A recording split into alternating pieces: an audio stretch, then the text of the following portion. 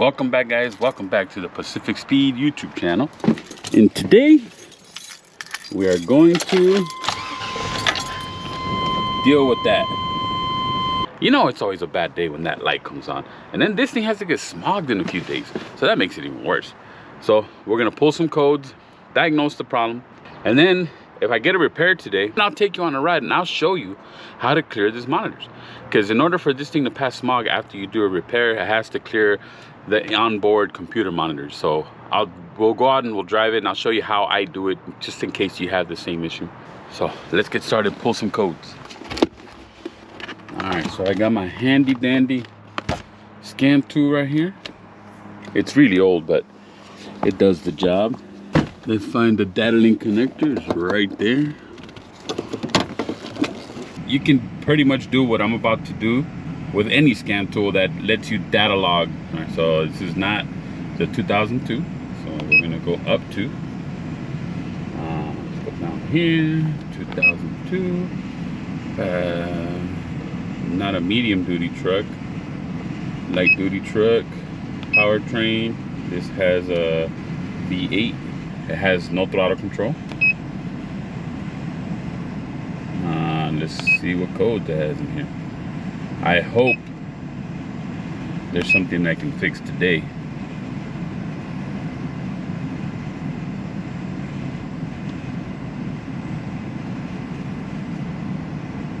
All right, so we got a heater circuit malfunction code, bank 2 sensor 2, and we also have a fuel evap system code. So here's what we gonna do. Just a quick scroll through the data logger on this scan tool, and all the scan tools will be different, but you should be able to get some kind of data out of the vehicle with any scan tool. I mean, like I said, this is an old one, but it still works. Here's your bank 1 sensor. See that voltage is switching is what you want to see. Here's bank 2, which would be the catalyst monitor sensor. See how it's kind of steady, which is what you want to see. We're back over here, bank 2 sensor 1. So these are your O2 sensors, these are your cat monitor sensors. Switching like it should. You want to see a good switch rate. Bank 2 sensor 2, see how it's kind of not doing anything? So that could be something, but this doesn't really tell you the whole story. Heater circuits on O2 sensors, all they really do is preheat the O2 sensor so they can start to monitor it quicker. So this being here doesn't really tell you anything, but see how bank 2 is at a higher voltage? Now that doesn't mean anything, because the cat monitor sensors, you don't want to see them switch like the O2 sensors, right? So, but like I said, that's not a diagnosis. That's just something we could look at. That kind of is pointing to a problem right there, because the voltages, I mean, because the reading is different, but that is not really telling you anything about that heater circuit. You actually have to go down there and we'll check it. All right, now fuel tank pressure sensor, right? This is part of the evap system. See how it's in red? See how it's negative 32.71? So that negative 32 is telling me something, because if you look at the reference, negative 32 to 10, so it has to be somewhere in between there. But showing that it's all the way at the bottom, that pretty much telling me that the sensor's bad. There's an easy way to check it without actually having to check all the wiring, because I could have an open wire, but more than likely it's a sensor. So let's get down there and I'll show you how to check all that. Alrighty guys, so here's what we're dealing with. The fuel tank pressure sensor on actually almost any GM vehicle, it sits on the fuel tank itself. So rather than drop this fuel tank, I'm just gonna see if I can finagle my hand under there where the fuel pump is, and see if I can get to the sensor. And this does not look like I'm gonna be able to get at it. You really can't see it anyways. I might have to drop this tank just a little bit. Alright, so I found it, guys. Right there. And I am gonna have to drop the tank just a smidge. You can see the sensor. Yeah, because I won't be able to disconnect the sensor. All right, let's drop it just a little bit so I can get to it. In order to drop this tank to give us any real fighting chance at getting that sensor. There's a strap here, a strap on the front, and a couple of, looks like 15mm bolts. That should give me enough room to get to that sensor. So there you go, that's all it really took. It was just ever so slightly loosened up, and it gives you enough room to get up in there and get to the connector. And here's what you want to do. That right there is your fuel tank pressure sensor. So we went ahead and disconnected it. All right, now let's go back up. All right, so we're gonna bring up the data logger again, and now the sensor is disconnected underneath. We'll scroll back down to the fuel tank pressure. So with the sensor disconnected, I get a reading of 14. That's telling me that the circuit is good. My original reading of -32 is telling me that the sensor was sending a signal. It was just the wrong signal. So now let's go ahead and replace that sensor and see what it reads after that. So that is your fuel tank pressure sensor. And you see this little rubber part right here, that little grommet part, that goes on top of the fuel pump. And all you got to do is pop it off. For the new sensor, you just lube that back up and stick it back in that same hole.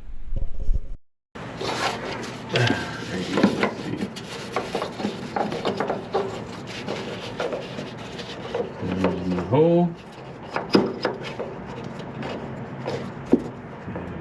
Sensor. Boom, it's in. Connected. Connect back up. Scroll down. Scroll down. And fuel tank pressure 0.44. So, and it's not in red anymore. So that is a fix. All right, so thanks to the good old interwebs, we got a schematic right here, and they should be pretty accurate. Like I said, most of these O2 sensors and cat monitor sensors are going to be wired the same. So you see right there, it says HO2S low signal, HO2S high signal. So those are your circuits that go back to the computer, and then the other one, ground and ignition, that is your heater circuit.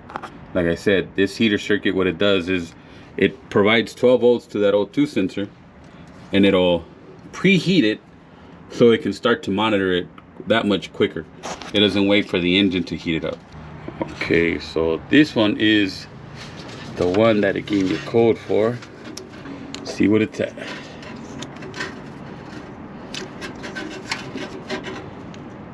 That one's 16 ohms. So let's check the voltage. 12 volts there. So maybe this thing had like a hiccup, because that O2 sensor is not bad. 16 ohms is not bad at all. That was a pending code, but I figured I'd check it anyway since I'm already down here. Luckily, these are easy to replace. They're just sitting right here in the open.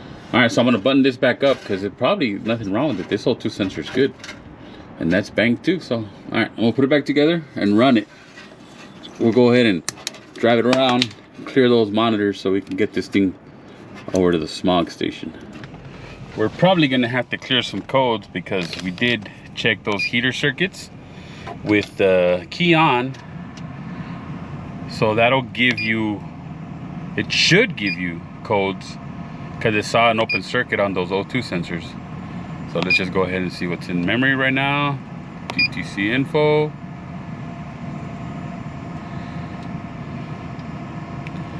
Fuel tank pressure circuit, low voltage. So that's for me disconnecting it. Clear all DTCs. Bam, bam, bam. Let's see what code it gives me now.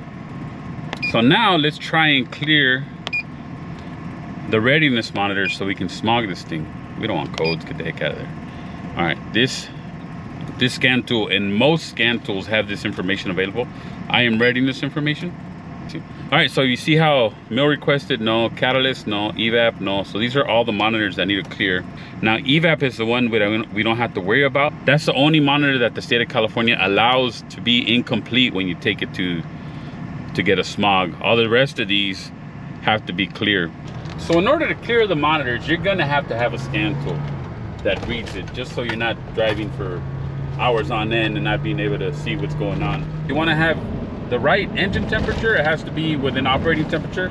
And usually you want that fuel gauge between 3/4 and 1/4 tank. So what I usually do is I get on the highway and I just cruise. You want to keep it within normal driving conditions. And what I mean by normal driving conditions, I don't mean California normal driving conditions. I mean 55 to 65 miles an hour on the highway, steady pedal, no accelerating, no crazy braking. You want the monitors to run. Just kind of drive it on the highway for about 20 miles, then we'll get on the street and drive it on the street for about 20 miles. Speed limit, no crazy acceleration, no crazy braking. So we should be able to clear these. Well, I did a whole bunch of driving and I got everything to pass except for that O2 heater circuit monitor. Evap, like we said, is not important right now. It should pass eventually when it gets to it. But that sucker right there is being a pickle. So what I'm gonna do is just try it tomorrow, because sometimes these need they call it a hot soak. It means nothing other than it just has to sit 24 hours or 18 hours or something like that. So I'll go ahead and try it tomorrow and that should be clear. So as you saw, I couldn't get the last monitor to clear. So I drove it for another couple of days. And check it out. All the monitors clear. Mail requested, no. Catalyst done. Evap, yes, yes, yes. So this thing is ready to go get Smog. And they're just gonna plug it in, run the Smog, and charge you $100 bucks. But anyways, guys, that's it for today. Thank you for watching. Please like and subscribe if you're liking the content. Give me a like if you're liking the content, and I'll catch you guys on the next one.